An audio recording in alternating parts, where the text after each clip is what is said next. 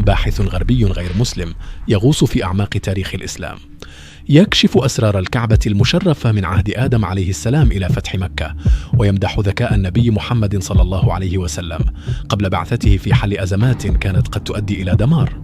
في هذا الفيديو المذهل سنسمع روايته الموضوعية عن تحول الكعبة من مركز وثني إلى رمز التوحيد، مع قصص اقتصاد قريش وتغيير القبلة.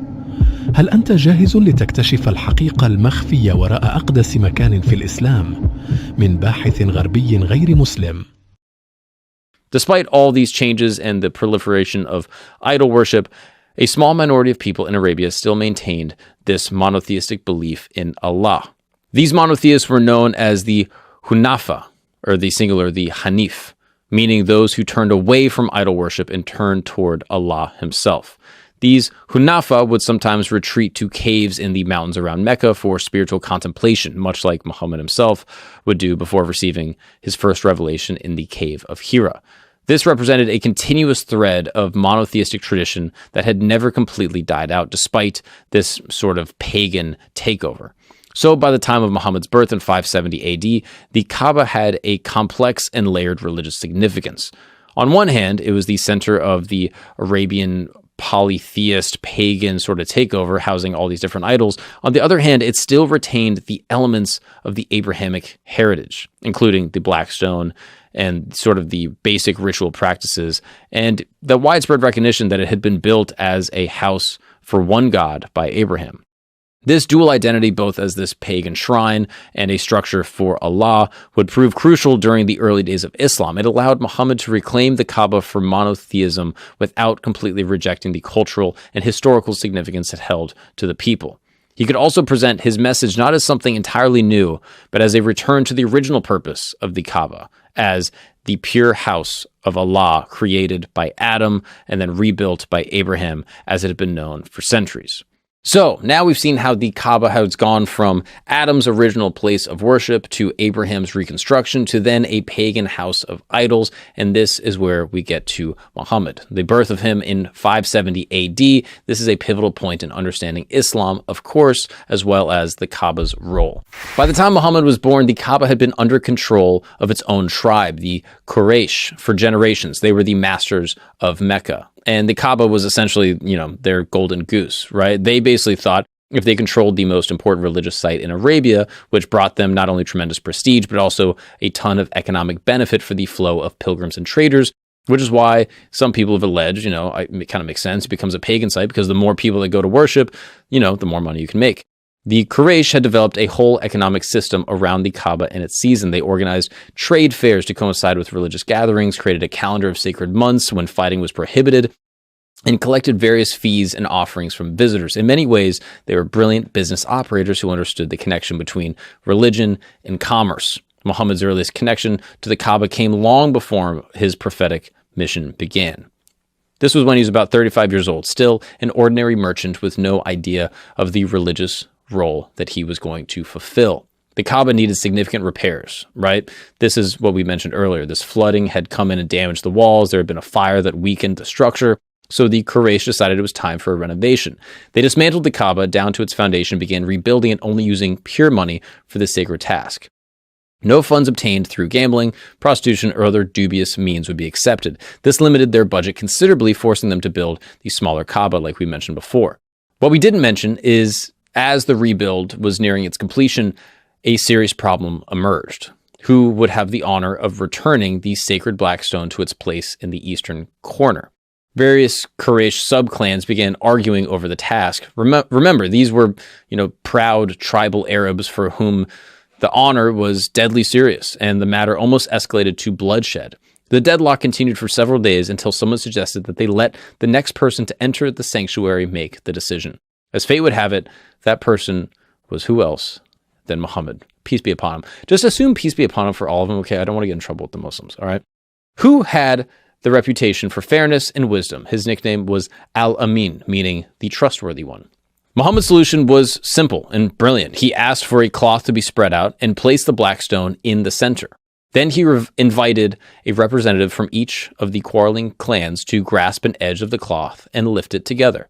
When they had raised the stone to the right height, Muhammad himself stepped in and positioned it in its corner. Everyone was satisfied with the outcome. Each clan had participated equally in the sacred task, and bloodshed was avoided. It's a really interesting and cool moment in history, right? The future prophet of Islam, still years away from receiving his first revelation, already playing a crucial role in the Kaaba's story. And in retrospect, it seems almost symbolic of how Muhammad would later unite all of these same tribes under the banner of Islam.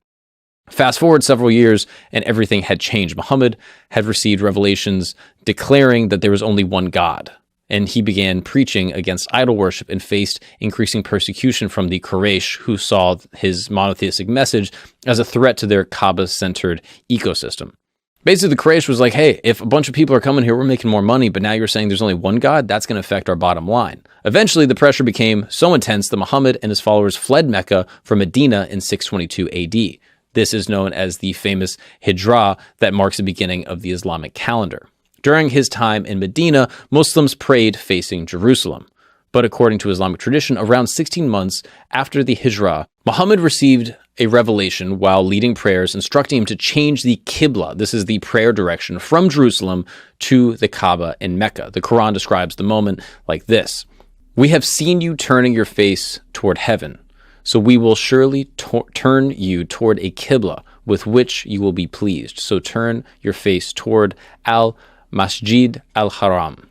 This was a pivotal moment that reconnected Islam to the Abrahamic legacy of the Kaaba.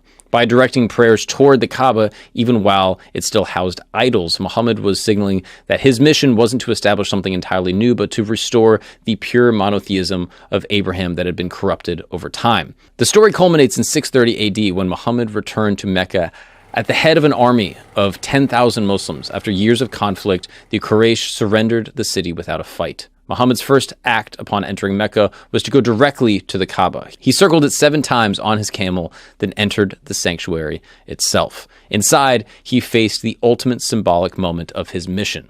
The Kaaba contained 360 idols representing various tribal deities from all over Arabia, and Muhammad destroyed them all, reportedly reciting as he did so, quote, "Truth has come, and falsehood has vanished. Indeed, falsehood is bound to vanish." Bars. With his act, the Kaaba was restored to its original purpose as the center of the worship of Allah. So now we've gotten to the point in the story where the Kaaba has now been reclaimed by Muhammad and by the followers of Allah to be the house of monotheistic worship of the one God. But that does not mean that the Kaaba has been unchanged since then. You know, some ancient buildings just seem to sit there forever. Well, the Kaaba isn't one. Despite its simple appearance, the sacred cube has had quite the eventful history. I mean, floods, fires, warfare, thefts, reconstructions, all sorts of things. So, first off, something that surprises many people, the Kaaba we see today isn't exactly the same structure that existed in Muhammad's time. In fact, it's been rebuilt either partially or completely 12 times through recorded history. Think about that. A building so sacred to millions of people that they face their direction 5 times a day in prayer has been basically rebuilt and reconstructed into a more perfect version. Notice how it says direction. People don't pray to the Kaaba. I think this is a big thing that I didn't really know growing up, not growing up Muslim. I never understood it. It's not a prayer to the Kaaba. They pray in the direction of the Kaaba. And again, this is called the Qibla. So if the Kaaba was ever destroyed, like history has shown us, people would still pray in the same direction regardless. The first major damage occurred soon after Muhammad's death by 683, just 50 years after Muhammad had cleansed the Kaaba of idols. The Muslim community was experiencing its first civil war. إلى هنا تنتهي رحلتنا المثيرة مع هذا الباحث الغربي غير المسلم الذي استعرض تاريخ الكعبة والنبي محمد صلى الله عليه وسلم بموضوعية تجعلنا نفكر في عظمة الإسلام. شاركونا آراءكم في التعليقات وأخبرونا إن كنتم تريدون المزيد من القصص المشابهة. لا تنسوا الإعجاب والاشتراك في قناة فيرا. شكرا لمتابعتكم والسلام عليكم ورحمة الله وبركاته.